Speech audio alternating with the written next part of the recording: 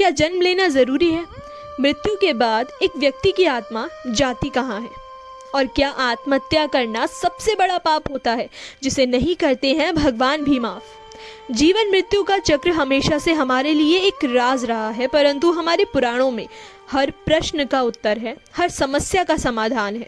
और आज इस वीडियो में मैं आपके कुछ ऐसे ही जीवन मृत्यु से संबंधित प्रश्नों के उत्तर देने का प्रयास करूंगी पुराणों की सहायता से। तो चलिए शुरू करते हैं भगवान नारायण का नाम लेकर। जय श्री हरि।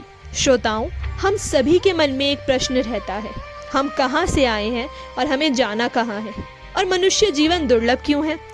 भागवत गीता, गरुड़ पुराण, हर जगह में इस बात का वर्णन है कि हम एक आत्मा है और यह आत्मा वैकुंठ धाम से आई है। चींटी हो, हाथी हो या इंसान हो, हम सब के अंदर एक चीज समान होती है, जो है आत्मा। आत्मा हम सब में है, परंतु शरीर की बनावट से हम अलग अलग श्रेणियों में कहलाए जाते हैं। परंतु आत्मा आई कहाँ से है? जैसे एक शेर गुफा में रहता है, एक चिड़िया घोंसले में रहती है, हम सभी घरों में रहते हैं, ठीक उसी प्रकार आत्मा का निवास स्थान वैकुंठ धाम है। वैकुंठ धाम है कैसा?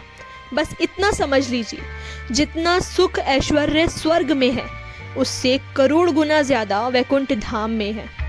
हमारे हृदय में निवास कर रही हमारे बाल के अग्र यानी आगे के हिस्से के 10,000वें हिस्सा हमारी आत्मा के बराबर होता है, जो हमारे हृदय में निवास करती है। और यही आत्मा हमें चलाती है, यानी हमारे शरीर को चलाती है। परंतु सवाल अब यह उठता है कि भगवान के घर यानी वैकुंठ धाम में रहने वाली यह आत्मा, इतने सुख ऐश्वर्य में रहने वाली आत्मा धरती पर आई क्यों? तो चलिए इसको जानते हैं एक कहानी के माध्यम से। जिस प्रकार एक जिद्दी बच्चा अपने माँ बाप से लड़ झगड़ कर अपने घर को छोड़ देता है, ठीक उसी प्रकार हमारी आत्मा ने भी, हमारे शरीर के अंदर निवास करने वाली इस आत्मा ने भी भगवान से विद्रोह किया है, जिसके बाद भगवान ने आत्मा को सबक सिखाने के लिए धरती पर भेजा, अलग अलग प्रकार की योनियों में भेजा, ताकि हमारी आत्मा को वह सबक सिखा पाए, वह बता पाए कि कौन है भगवान और क्या मतलब होता है भगवान का। दोस्तों, हमारा इस धरती पर आने का सर्वप्रथम यही कारण होता है कि हम भगवान का ही मतलब समझ पाए। परंतु मनुष्य जीवन दुर्लभ क्यों होता है? श्रोताओं, मनुष्य जीवन दुर्लभ है क्योंकि मनुष्य जीवन काफ़ी सारी योनियों को पार करने के बाद प्राप्त होता है। इस जीवन में हमारे पास सर्वोपरि चीज़ होती है, यानी बुद्धि। बुद्धि ही एकमात्र ऐसा साधन है जिसके उपयोग से हम अपने वैकुंठ धाम वापस जाने का मार्ग बना सकते हैं।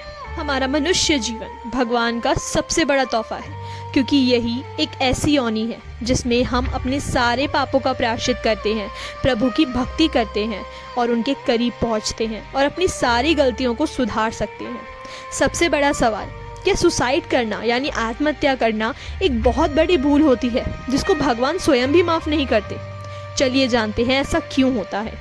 ऐसा इसलिए क्योंकि जब कोई भी व्यक्ति आत्महत्या करता है तो वह अपनी हत्या नहीं कर रहा, वह भगवान द्वारा दी गई एक रास्ता, एक तरीका, जिससे कि वह मोक्ष पाके वापस से वैकुंठ धाम जा सकता है, उसका अपमान करता है, उसका निरादर करता है। वह भगवान द्वारा दिए गए शरीर जिससे वह मोक्ष पा सकता है, उसका अपमान करता है। भगवान हमारी भलाई के लिए हमें जीवन देते हैं, हमें मार्ग दिखाते हैं, ताकि हम वापस से इस दुख दर्द से भरी जिंदगी से, इस दुख दर्द से भरे, इस मोह माया से भरे इस पूरी धरती से निकलकर वापस से वैकुंठ धाम जा पाएं। श्रोताओं, हमेशा याद रखिएगा, मनुष्य जीवन ही एक ऐसा मार्ग है जिसे हम मोक्ष पा सकते हैं, पर आत्महत्या करके हम अपनी आत्मा को तबाह कर रहे हैं, जिससे कि हम मोक्ष पा ही नहीं पाते और वापस वैकुंठ धाम यानी हमारे जीवन का असल मतलब हम खुद ही खत्म कर देते हैं। और इसकी सज़ा खौफनाक हो सकती है। इसकी सज़ा भगवान स्वयं देते हैं। और अगर आप लोग भी जानना चाहते हैं कि सुसाइड यानी आत्महत्या की सज़ा भगवान क्या देते हैं, क्या लिखा है हमारे पुराणों में, तो दोस्तों मुझे कमेंट सेक्शन में ज़रूर बताइएगा। मैं अगली वीडियो इस पर ज़रूर बनाने का प्रयास करूँगी। तब तक के लिए आप मुझे आज्ञा दीजिए। मैं लौटूंगी फिर से एक नई वीडियो, एक नई कहानी के साथ। और आप अगर किसी भगवान की कहानी, कथा सुनना चाहते हैं, उनके बारे में जानना चाहते हैं, तो मुझे कमेंट सेक्शन में ज़रूर बताइएगा। जय श्री हरि।